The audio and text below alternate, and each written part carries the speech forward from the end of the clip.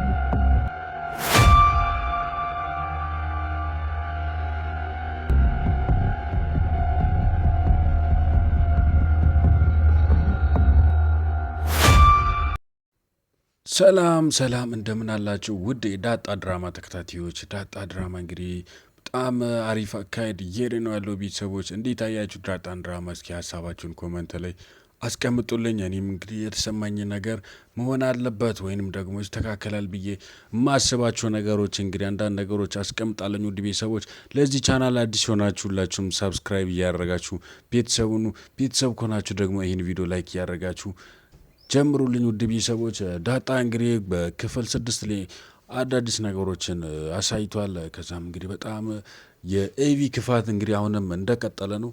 ኤቪ እንግዲህ ምን እንደምትፈልግ እንግዲህ ባይታወቅም ክፋቷ እንደቀጠለ ነው። ከዚህ በኋላ እንግዲህ ምን እንደምፈጠር አብረን የምናየው ይሆናል። ውድ ቤተሰቦች እኔ ግን በዚህ በዳጣ ክፍል 6 ላይ በጣም የታዘብኩት ነገር ሆኖ እንግዲህ የኤቪ ነገር ነው። ኤቪ እንግዲህ የምትፈልገው አሁን በጣም በሚያስጠላ አካሄድ ነው እየሄደች ያለች እና በዚህ አካሄድ እንግዲህ ኤቢ ከቀጠለች እውነታው ላይ ትደርስበታለች እምነት አለኝና እስኪ ስለ ኤቢ ጉዳይ አንዳንድ ነገሮች ሀሳባችሁን አስቀምጡልኝ። ወደ ቤተሰቦች ኤቢ እንግዲህ በጣም አደገኛ ልጅ ናት። እኔ መጀመሪያ እንደዛ አልጠበቅኳትም፣ ግን አሁን አካሄዷ በጣም መጥፎ ነው። የአባቷ ልጅ እንደሆነች በቅርቡ ትደርስበታለች፣ በራሷ ወይ ትደርስበታለች የሚል እምነት አለኝ። ወደ ቤተሰቦች እናም እኔ በበኩሌ ግን ከዚህ ድራማ የታዘብኩት እንግዲህ ምንድነው በፍጥነት ዲኤንኤ ምርመራ መደረግ ነው ያለበት። ምክንያቱም ዳጣ እንግዲህ በጣም እየከፋት ነው ያለው። ማለት አባቷም ቢሆን አባይ ብለሽ እንዳጠሪ ብሏታል። ደግሞ እናት የላትም። ሶ ዳጣ ምንድነው ማድረግ ያለበት በሲሳር ላይ የፈጠነ በቃ ዲኤንኤ ምርመራ ይደረግና ያለው ነገር ቁርጧን አውቃ ከዛ ቤት ከቆየችም ከዛ ቤት ከወጣችም ቁርጧን ማወቅ ነው ያለባት። ዳጣ በዚህ ሰዓት በጣም ተጨንቃለች። እስኪ ውድ ቤተሰቦች ዳጣ ነገር የሚያሳስባችሁ ካላችሁ ይህን ድራማ ላይክ እያደረጋችሁ ለዳጣ ያላችሁን ፍቅር አሳዩልኝ። ውድ ቤተሰቦች ሌላው እንግዲህ የምናነሳው ነገር ምንድነው የናታን ነገር ነው። ናታን ነገር እንግዲህ በጣም እኔ ከዚህ ድራማ ላይ በጣም ናታን አሳዝኖኛል። ምክንያቱም ናታን እንግዲህ በጣም የውሃ ነው። ምንም ነገር የሚያውቀው ነገር የለም ከማንበብ ውጭ ነው። ኤቢ እንግዲህ በጣም እያስጨነቀችው ነው። ባለፈው እንግዲህ ስለ ኤቢ አንዳንድ ነገሮችን ለማውራት ሙከራ አድርጎ ነበርና ይህም እንግዲህ ምንድነው ለኤቢ ምንም አይነት ቦታ እንደሌለውና ለኤቢ ምንም አይነት ስሜት እንደሌለው ምናምን ተናግሮ ነበር። ይህን ግን ኤቢ ምንም እየተረዳችው አይደለችምና ኤቢ እንግዲህ ምንድነው አሁን ግድ የኔ ካልሆነ ምናምን ነገር እያለች ናት። እናቷን አማክራለችና እናቷም እሷን ትደግፋለች። እስኪ በቃ እኔ በበኩሌ ግን ይሆናል ብዬ የማስበው ነገር ቢኖር ምንድነው እንደዚህ ከቀጠሉ እንግዲህ ናታን ከዛ ቤት ይወጣል። ዳጣም ብትሆን ደግሞ ከናታን ጋር አዲስ ህይወት ይጀምራሉ የሚል ሀሳብ አለኝ። ምክንያቱም ናታን እንግዲህ ፎንቃ እየተጫወተ ነው። ከዳጣ ፍቅር ሳይዞ አይቀርም። ዳጣም ብትሆን ደግሞ እሱ ጋር መዋል ምናምን ነገር ይመቻታልና ይህን ሁሉ እንግዲህ በቀጣዩ ክፍሎች ላይ ምን እንደሚፈጠር ቀጣዩ ክፍሎች ላይ አብረን የምናየው ይሆናል። ውድ ቤተሰቦች እስከዛው ድረስ ይህን ቻናል ሳብስክራይብ ያላደረጋችሁ ምንድነው አቢጊያ እንዴ እንደዚህ እኮ ምንድነው እንደዚህ የሚያደርጋት? ከመስመር እኮ በጣም አልፋለች እንዴ። የመጀመሪያው ስራው እንግዲህ ታወቀባት፣ አሁንም አላረፈችም። ምንድነው ከዳጣ የምትፈልገው ነገር ቤተሰብ እንዴ? እቺ ነገር እኔ በጣም አወዛግበኛለች። ምንድነው የምትፈልገው ነገር ምንድነው? የለም። በዛ ላይ ደግሞ በሌላ አንግል ከዳጣ ከቤት ለማስወጣት ማትገባበት ጉድጓድ የለም ነው የምላችሁ። ምንድነው እንደዚህ መሆን?